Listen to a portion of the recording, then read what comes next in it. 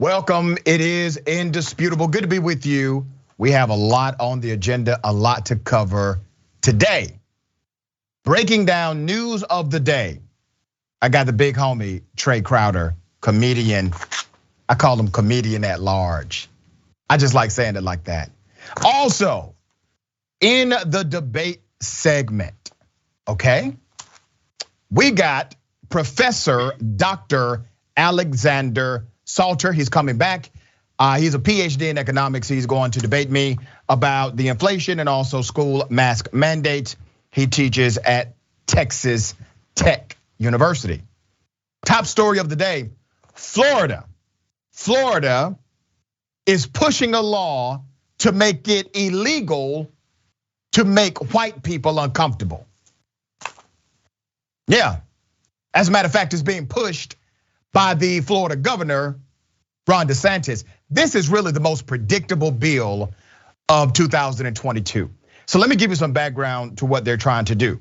A bill being pushed by the governor of Florida, Governor Ron DeSantis, that would prohibit public schools and private businesses from making white people feel discomfort when they teach students or train employees about discrimination. In the nation's past, received its first approval on Tuesday. This is making it through the ranks of legislation, okay?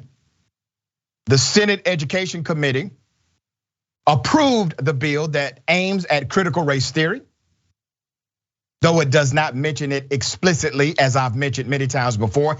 It never mentions critical race theory because that's not what it's banning. This fell obviously on party lines with Republicans in favor of this ridiculous legislation and Democrats opposed. Democrats argued the bill is not needed, would lead to frivolous lawsuits, and said it would amount to censorship in schools. They asked, without success, for a real life example of teachers or businesses telling students or employees that they are racist because of their race. So literally, during the debate about this ridiculous bill that would make it against the law to make white people uncomfortable, in the debate about the bill, Democrats said, well, okay, since you're so passionate about this new bill and you would like it to become law, can you cite an example of or two where this actually happened in the state of Florida? And no Republican was able to give example for any of it. The narrative goes on to say, the bill's not for blacks. The bill was not for any other race. This was directed to make whites not feel bad about what happened years ago, said State Senator Chevron Jones, who is black. At no point did anyone say white people should be held responsible for what happened. But what I would ask my white counterparts is, are you an enabler of what happened? Or are you going to say we must talk about history? Now, let me be very clear, okay? There are more than just white people or white bigots who are enablers of this madness. You have other groups, you have other ethnicities who also will buy into this foolishness and say that, critical race theory needs to be banned. Well, it's not even taught in K through 12 education. Now you're saying that employers cannot teach it to their staff. Well, once again, not a problem. But that's why the bill does not say critical race theory. This is a false pretext to create a context in order to do what they wanted to do in the first place. And that is to eliminate the acknowledgement of historical racism in the United States of America. That is it. That is their aim. That is their design. That is their plan. That is their play. Never forget why they're doing it. The bill reads in part, let me read part of this bill. It reads in part, an individual by virtue of his or her race or sex does not bear responsibility for actions committed in the past by other members of the same race or sex. An individual should not be made to feel discomfort, guilt, anguish, or any other form of psychological distress on account of his or her race. Now, I want to show you some irony here, okay? The state of Florida, they have not proposed a bill that would say, hey, it's illegal to say the N-word. It's illegal to make black people feel uncomfortable by white people hurling the N-word at them. It's no such bill. It's not even a bill to say, let's make it unlawful in the school system. No such bill. And I'm talking about teachers saying it to students. No such bill exists.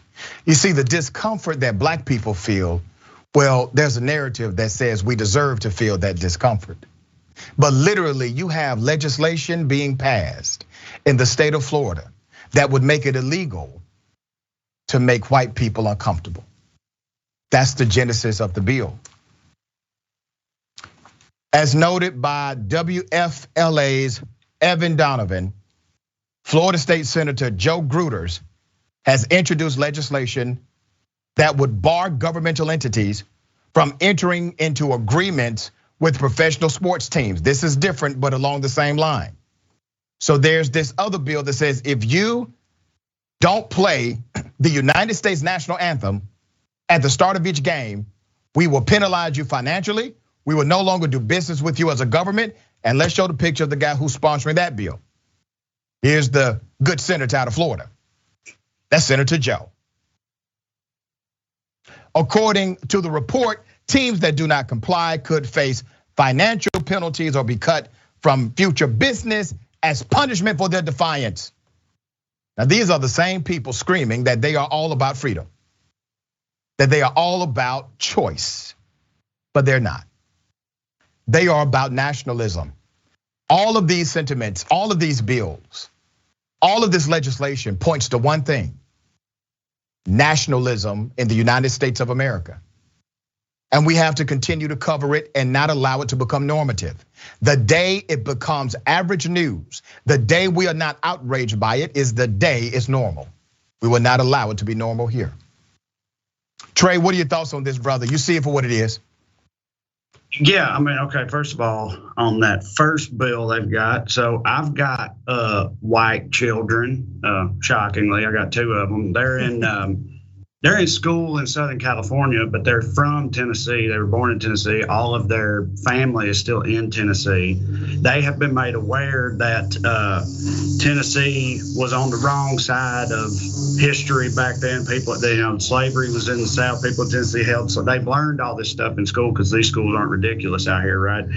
And they've never come to me with any sort of inherent discomfort over that. Like they've never come to me and be like, does this mean that we're inherently evil?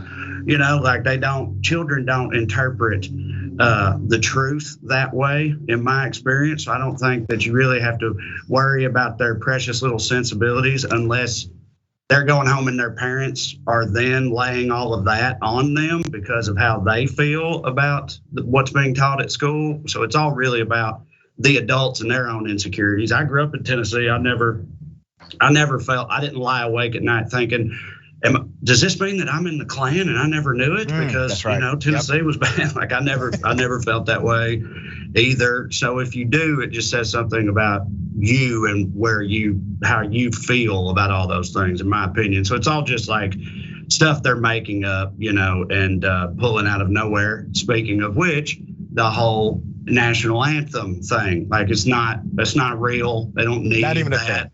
They don't need that law.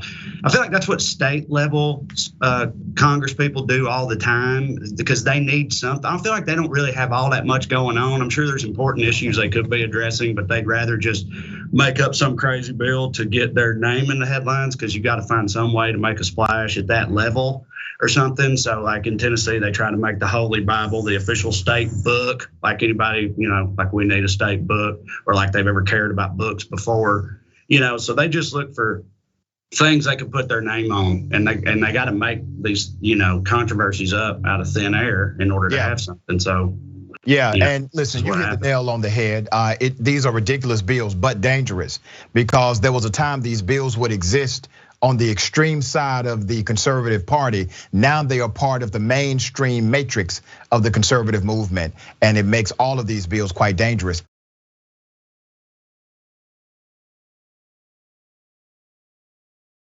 All right, there's a sheriff and a medical doctor who decided to experiment on incarcerated individuals and give them ivermectin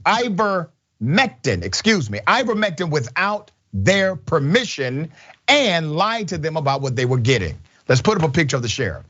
Let me start with him.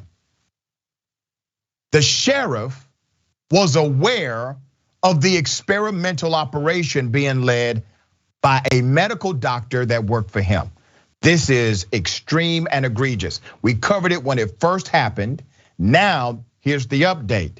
The American Civil Liberties Union of Arkansas, they have now filed a federal lawsuit on behalf of 4 inmates. More inmates were involved, but 4 inmates signed onto this federal lawsuit who claimed they were given the drug ivermectin to treat COVID-19 without their consent, okay? Now, here's what you're not gonna hear. You're not going to hear all of the people who scream, we're all about choice and freedom. You're not going to hear them say, well, this takes away their freedom, this is wrong and this is bad. You're not going to hear Trump supporters defend these individuals who were incarcerated and then lied to and experimented upon. The suit accuses the Washington County Detention Center and the Washington County Sheriff, Tim Helder, the picture I just showed you, and the jail physician, Dr. Robert Karras, and the Karras Correctional Health of administering ivermectin to the inmates without prior informed consent as to the nature, content, or potential side effects of the drug. It gets even deeper than that. Let's put up a picture of the medical doctor, okay? This medical doctor has a contract with the sheriff's office. The sheriff signs off on these contracts without the need of any bureaucracy. There is no vote from a committee. There was no recommendation from a board. He signs off on these contracts directly. So more than likely they're buddy-buddy. The FDA noted that ivermectin is not approved to treat or prevent COVID-19 in humans, and that the drug is not an antiviral medication.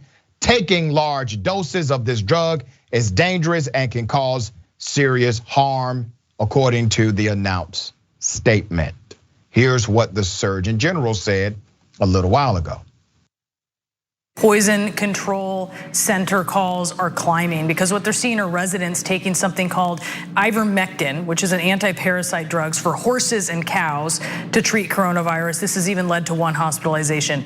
Can you be clear for the American people on this drug? Well, Brianna, that is heartbreaking to hear. And let me just say very clearly that ivermectin is not a recommended treatment for COVID-19. It is not a recommended drug to prevent COVID-19. The best protection we have against COVID-19 is the vaccine. And if you get COVID-19, we actually do have treatments that work, from steroids to monoclonal antibodies and other treatments. But ivermectin is not one of them.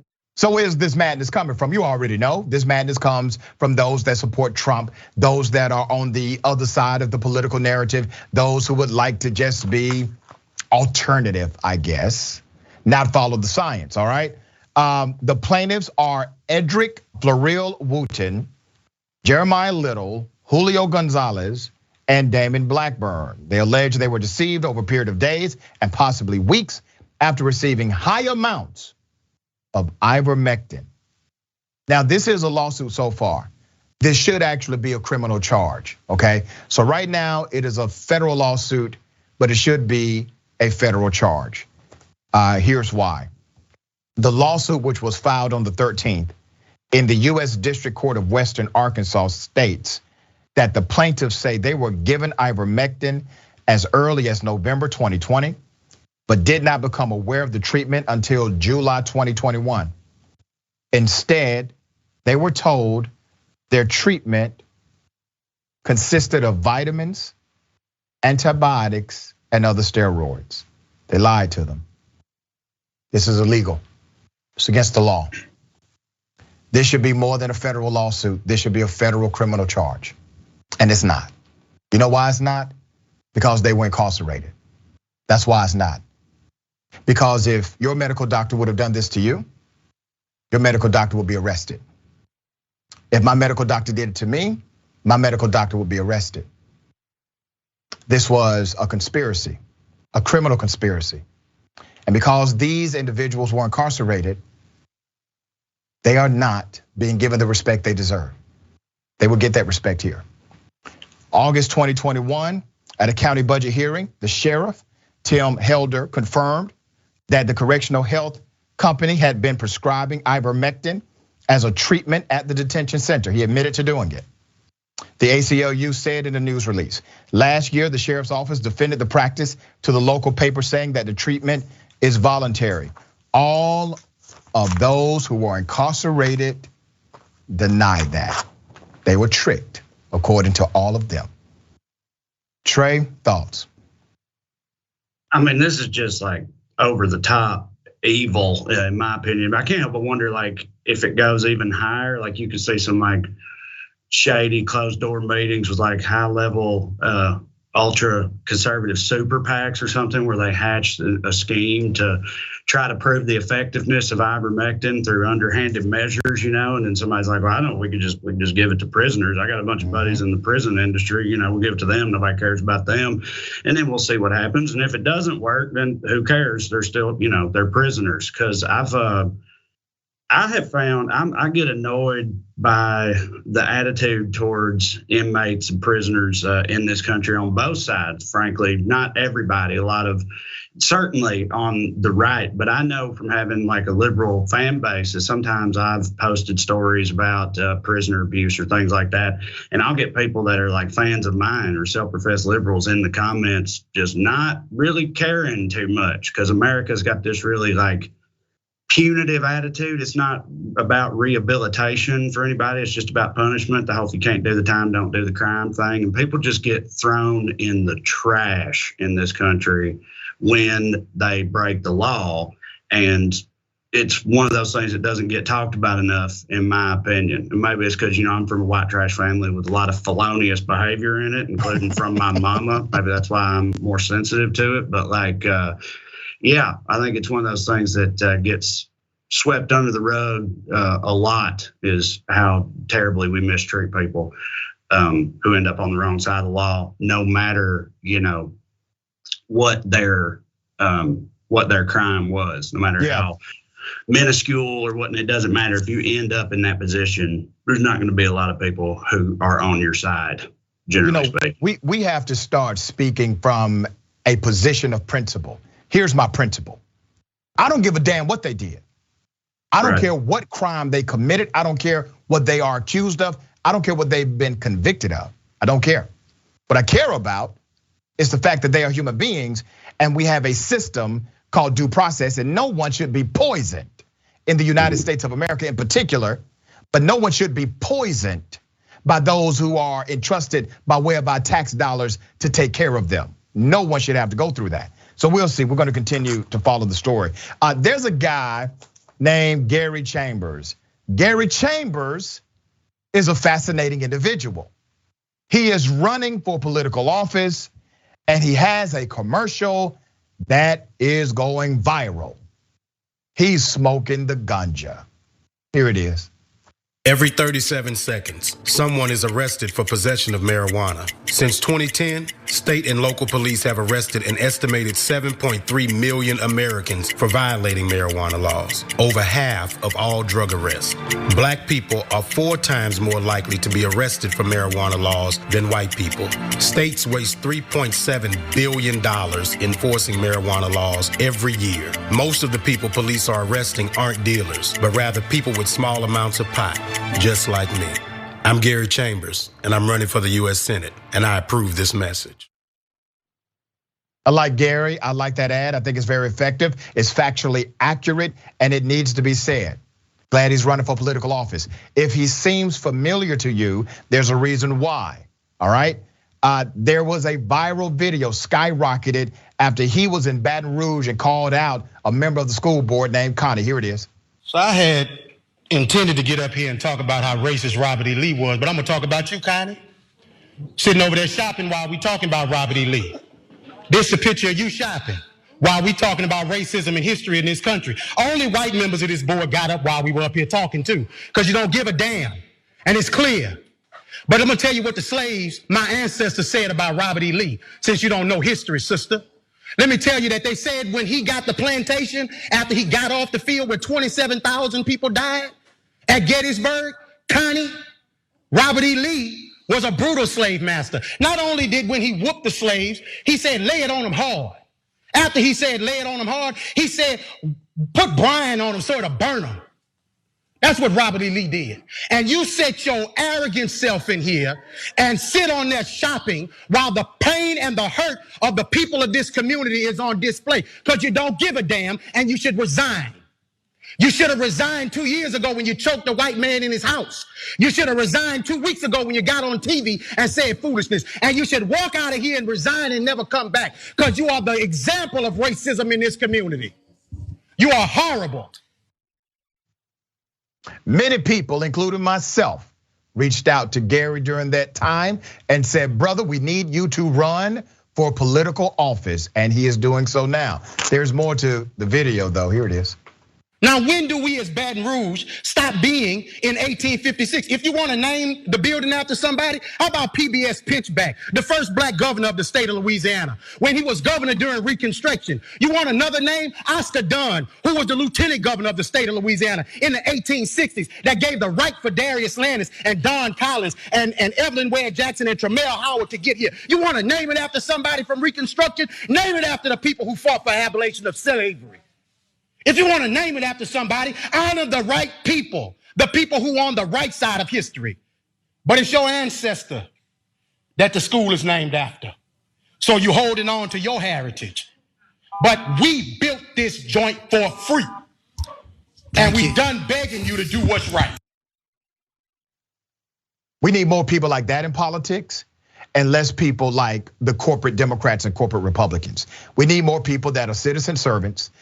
They are citizens first, they are servants second. It started from an authentic, direct connection to a policy or an issue that was right in front of them in their local community, and they got passionate.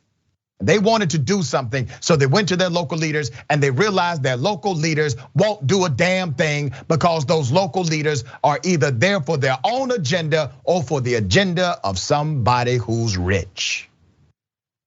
We need more people like Gary. Trae, you like Gary? Oh my God, I love Gary. I can't even tell you the last time I saw a political ad, campaign ad, even for someone like who I supported, that I cared about at all. Usually even the ones on my side are kind of eye-rolly. This is like, I love this as much as I love most Marvel movies. You know, like I got fired up by this, dude. I got so fired up. I got a thing on my Patreon where I review politicians. It's normally reserved for conservatives, so I can just go off on them for 10 minutes, you know. But I saw this yesterday, and I love this so much. I made one covering this guy and talking about how awesome he is, because that's how pumped I was by seeing that campaign ad yesterday. We need a lot more people like Gary. I love how, like, clearly, like you said, it's a very profound argument he's making in the video too, and it is something that needs to be said, and it is based in facts. So it's like, and you watch the video about Robert E. Lee, and you can tell he really knows. He backs it all up by knowing what he's talking about. So it's almost like begging someone to call him like a thug or a dope head or something for sitting there smoking a blunt, so he can just then fire back at him and prove him wrong with actual information and just the passion of having lived it all and all of that. And also something I don't think got said yet, that's another great thing about Gary, is he's 36 years old. He's not ancient. He's not mummified like most of our, candidates for office. And that's also a huge thing. No, I didn't know about this guy until yesterday, but I'm already a massive fan of his. Well, good. At least I know I got one new supporter for our dear brother. All right, we got more on the other side. Is indisputable, stick and stay.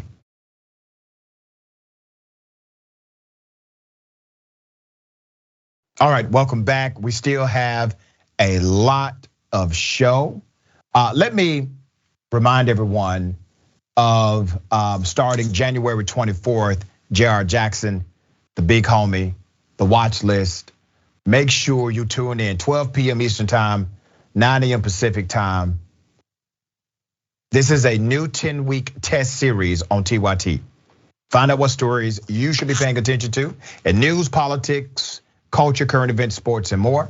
Here's how you support. 1, make sure you watch live and subscribe and follow at youtube.com/watchlistTYT and facebook.com/watchlistTYT. All right. Also, Twitchation Room. Francesca, that's next, right? 4 p.m. Eastern time. Make sure you stick and stay for that. 1 p.m. Pacific time. That's a Twitch exclusive. Twitch.tv/TYT. Guaranteed to be quite entertaining.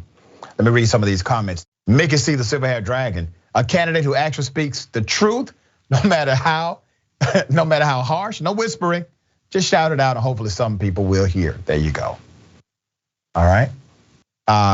Kevs247, I think that's right. I thought Republicans were for free speech. No, they're for their speech. That's nationalism. All right, they're not for free speech. Bernie the Kiwi Dragon, Republicans are for flag worshiping, denying history, rejecting democracy. Sounds like a certain Eastern country they are adversarial towards. They are dripping with hypocrisy. That's right. Mike V, sounds like a Tuskegee incident all over again. And here's the thing about those some formerly incarcerated individuals. You have to remember there were more individuals involved on the lawsuit. More people were actually involved. All right, Donald James XX, think about it. This could be one of us too. If you have enough passion, dude is giving me goosebumps. Boom, there it is. That's the idea. Gary is you. You are Gary. I'm Gary. You're Gary, right? We were somewhere minding our business and something caught our attention. And we wanted a change. So yeah, he should inspire you. He inspires me. All right. Ladies and gentlemen, I wish a Karen would. You want to call the police on them for having a barbecue on a Sunday. I feel free. Back off. I'm going to tell them there's an African-American man threatening my life. Post me. Post me. The Lord. We stand waiting for this day. You guys over there with your little symbolism with the little boy. You mean this? You mean this school? Stuff. Doing his little devil. I think this is an elementary school, lady. Oh yeah, it is a school. It starts in the school. Yeah, that's the sign of the devil. Yeah, they're all. Welcome to TikTok, Missy. Yeah, put me on TikTok. Have a field day. I have a voice. I have something to say. And there's a lot of people that want to hear me. I do. Oh yeah, you ought to. Yeah.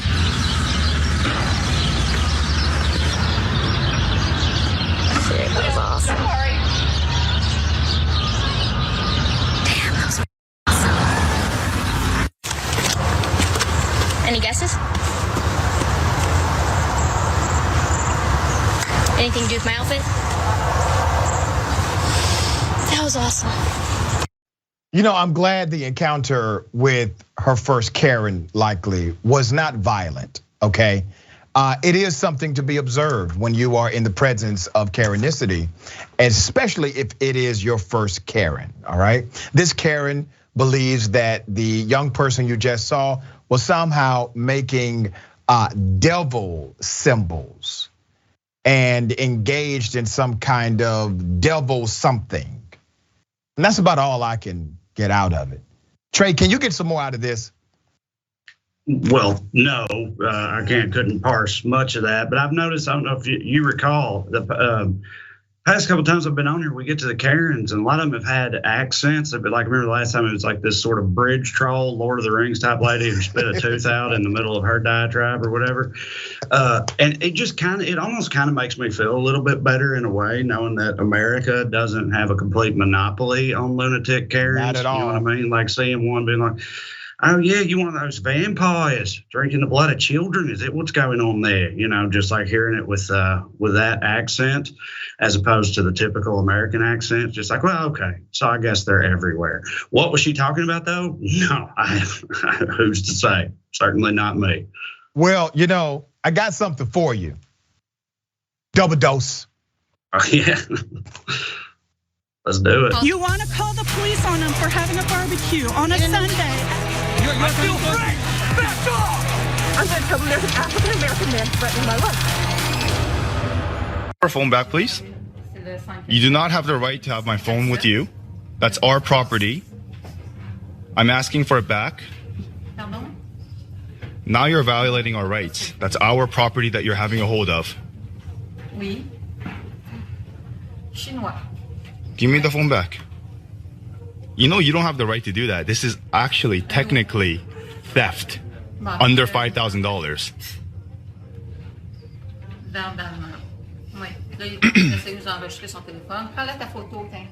Yeah, I'm taking a photo. I have the right to.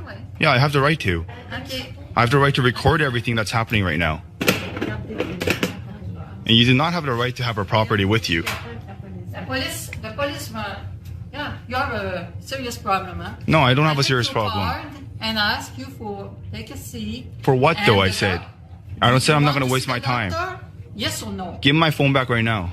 Do you want to see a doctor? Yes or no? Give me the phone. I don't want to see the doctor today with you guys. No, I don't. I don't. Give me the phone then. When you go, I will give you your phone. No, you give me the. Oh, there's more. This Karen does the unthinkable with the phone. Here it is. When you go, I will give you your phone. No, you give me the phone, then we leave. How can we leave without the phone? And the door. You want some problem? You will have. You have the problem now. Oh. I'll just go grab the phone. Yeah. Oh, whoa, you're attacking me. Oh, that's assault. That is assault. C'est ça que tu veux, hein? Oh, look. C'est ça que tu veux. So this lady just waved her hand at me. That is assault. Moi, j'ai des témoins dans la salle d'attente aussi, hein? That is assault. Right there. That is assault. 삼촌 내 지갑 잡아 저기. That is assault. Give me the phone, and I won't press charges. If you don't give me the phone. She throws the phone in the trash can. She could have easily handed the phone to the young man, allowed him to leave. Let's put up a picture of this particular Karen in all of her glory. Yeah. She seems so sweet and innocent. I mean, does that look like the kind of person who would take your cell phone, hold it hostage, and throw it in the trash can? No. Trae is like, I don't know about that. I saw your face. You were like, yeah. I kind of could tell she would be that kind of person. Yeah, she looks pretty straight down the fairway to me as far as Karens go. I'm not overly surprised by that at all, really. But it's like they've all got this sort of like citizens arresty type thing going on where they think there's some kind of like morality police or something. And I don't know why, but I blame Nancy Grace personally. I feel like she was the proto Karen that sort of launched this whole thing off a few years ago. Oh. She emboldened them all. She's like the Nick Fury of the Karen world, you know. She just kind of assembled them all under the same banner or something. But yeah, I don't know. You know, until this point of my life, I never realized it, but you're right.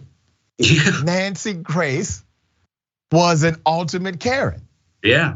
And I feel like she was at the start of the whole Karen movement, you know? Like I remember before people were even calling them Karens, my wife was on some kind of community email chain and some lady was on there freaking out about loud music or something and wanting the cops called or something like that. And she showed it to me. And we didn't even have a word for Karen yet. But when that happened, I was like, this is Nancy Grace's fault. I could just sense it, but I could never sense the tidal wave of Karenicity, as you put it, that was coming. Yeah. All right, we got more on the other side. It's indisputable.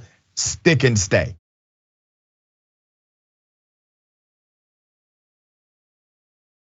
All right, welcome back. We got a lot of show left. Let me read some of these amazing comments and we will get back into the broadcast. TYT member texts and says, hey Karen, even if she was making devil symbols, whatever that is, she's well within her rights to do that on the public street, I think. Yeah. Make it see the silver-haired dragon. Big grin on phone Karen's face. How pathetic of a person does one have to be to need an adrenaline rush from pretending to have power over another human being. And that was a real power trip, right? I mean, really, the whole cell phone thing and doesn't make sense at all other than you being on a power trip. YouTube super chat. Dark Angel 3 says, one never forgets their first Karen. Yeah. Prince of Judah 79, I would have just snatched it back. Talking about the phone. Twitch. Blue Lizard Guts. I cannot imagine not minding my own business so hard. I know it takes so much energy to be in the business of other people, especially that much. Sauce 240, she should put herself in that trash can. Yeah. Okay, here's an update. We covered this story when it first happened. Cops killed an 8-year-old child. That's the child. Let's put up a full picture, okay? I'm gonna give you some significant background to this story. They initially charged teenagers, kids, for this killing. So let me give you the update. Murder charges have now been withdrawn for 2 individuals accused of killing an 8-year-old girl at a Delaware County football stadium last summer.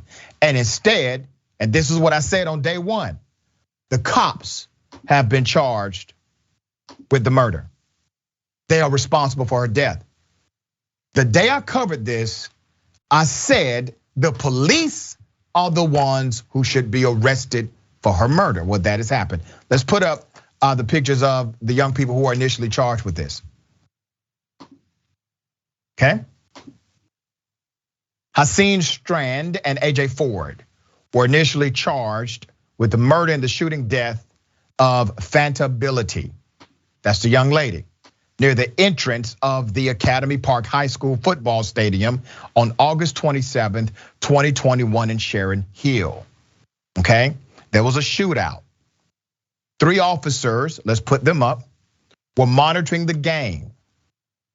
And the Sharon Hill officers, Brian Devaney, Sean Dolan, and Devin Smith fired back. The bullets from the officer's service weapon were the ones that killed the child, Fragility, and injured 3 others, could have killed more in the process, okay? Let's put up a picture of the young lady again, of the young child, okay? Here's why I'm doing this. Police officers are trained, are told, are instructed, and have a policy to not shoot indiscriminately into crowds or in crowded places. This is to make sure that they don't kill 8-year-old children, all right? They disregarded their training. Initially, everyone in the justice system tried to cover this up. They immediately charged others, even though you had 3 people who were wounded, you had a child dead. They came out initially and said, oh, no, these police officers, they were well within their rights and well within their authority to do exactly what they did.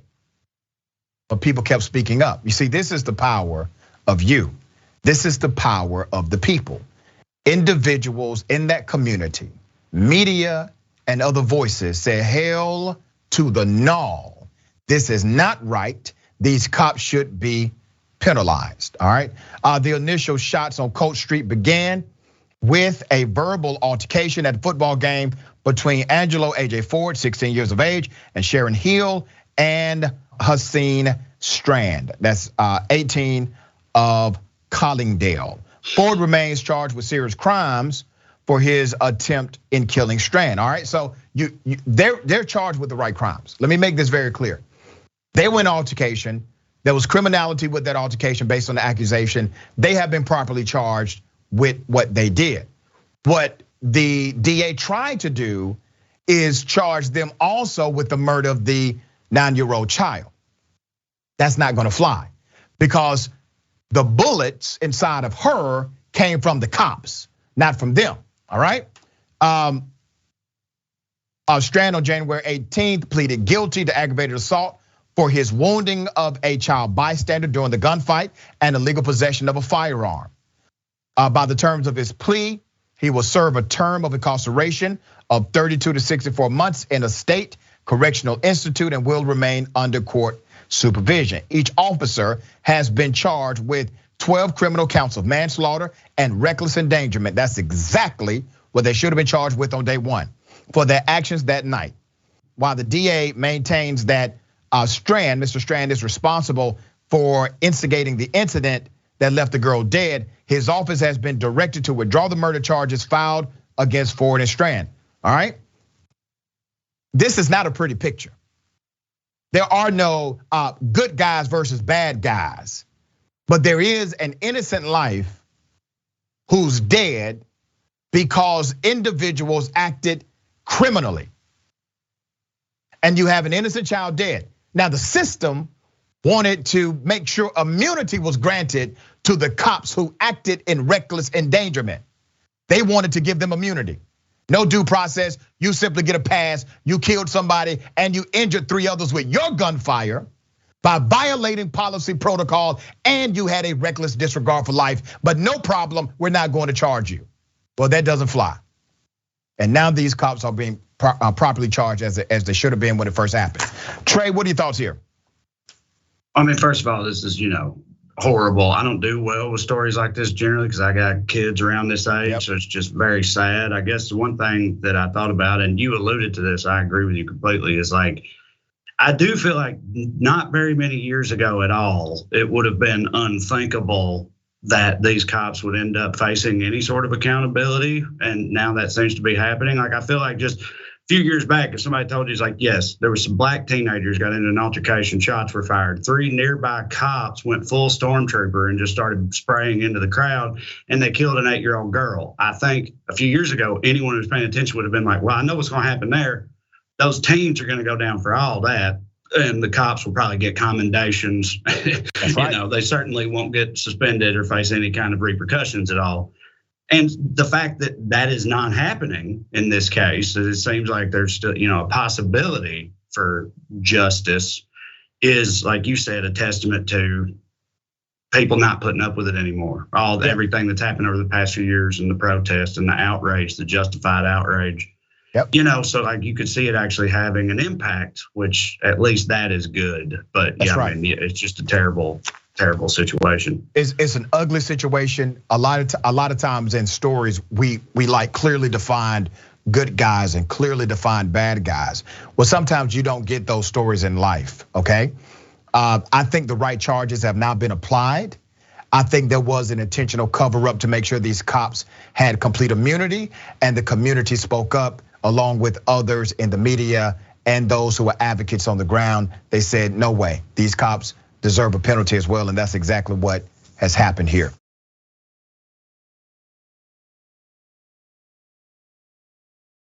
We got a mystery.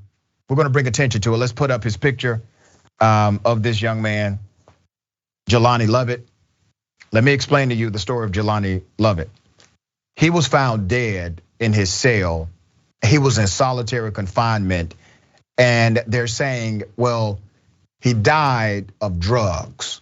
Now remember, he's in solitary confinement. The family is demanding answers because things are not adding up. This was in an LA jail, all right? Okay, Lovett was in solitary confinement at the time of his death.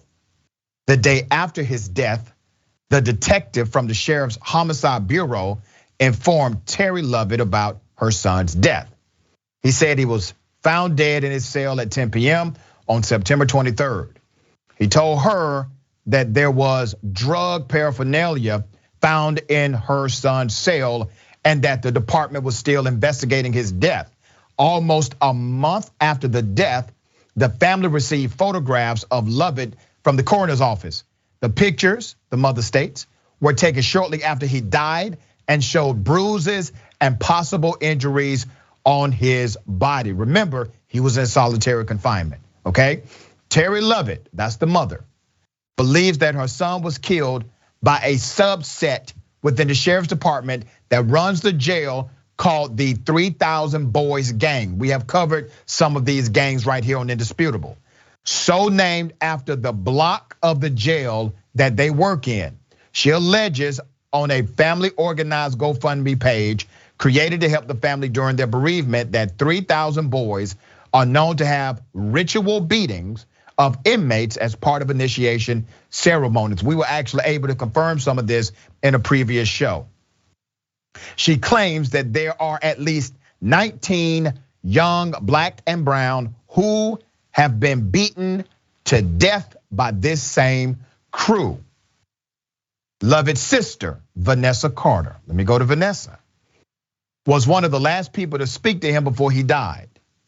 She told The Guardian that she talked with him a few hours before he died and could overhear him arguing with one of the guards. The family believes that this adds motive to why the guards would beat him up and possibly kill him. The mother's lawyer, Christian Contreras, says that the sheriff's office operated from a place of negligence causing wrongful death. He also says that law enforcement is showing deliberate indifference and is in violation of the 14th Amendment, perpetuating the inhumane killing of an individual. The attorney filed in November a request for records, that's your open records request, hoping to get footage, reports, and the names of deputies involved. But like the family's request for details, this too was ignored. The coroner's office sent a copy of the autopsy to The Guardian on January 11th before the family or lawyer even saw it. Let's put up a picture of the Lieutenant Brandon Dean, who said nothing out of the ordinary happened in Lovett's death. That was an exact quote from that guy. So let me set the scenario again.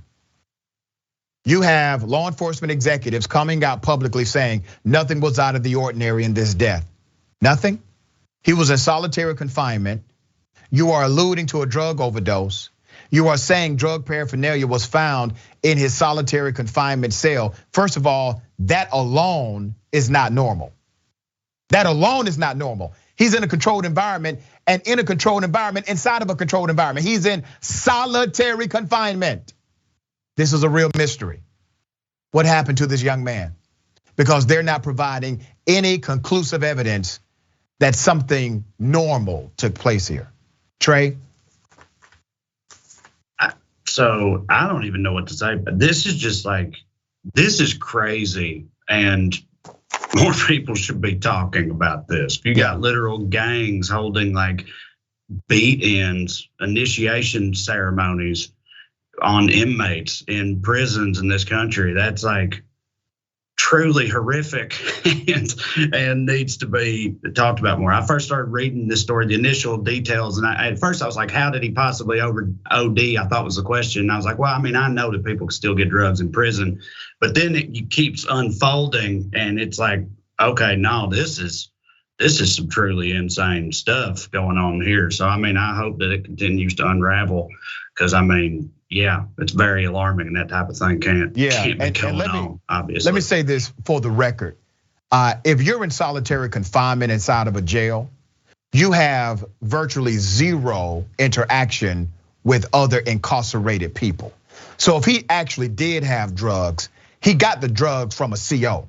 Right. A corrections officer gave him the drugs, all right? If he had drug paraphernalia, he got it from a CO, because solitary confinement keeps you separate from others inside of the facility, except for interaction with your CO. Okay, all right, brother, always a pleasure. Tell people how they can follow you, check out your great work. Yeah, thanks for having me back. You can just look me up by my name on the internet if you want. If you want to come see me live, you go to wellreadcomedy.com. If you're not down with that, that's fine. Maybe holler at me on Patreon.com/Trae Crowder. Support me that way. Either way, yeah, hope to see you out there on the internet or the real world. Thanks for having me back. Always a pleasure, my friend. Thank you, sir. Take care of yourself, take care of each other, take care of the planet. Remember, the truth is always indisputable.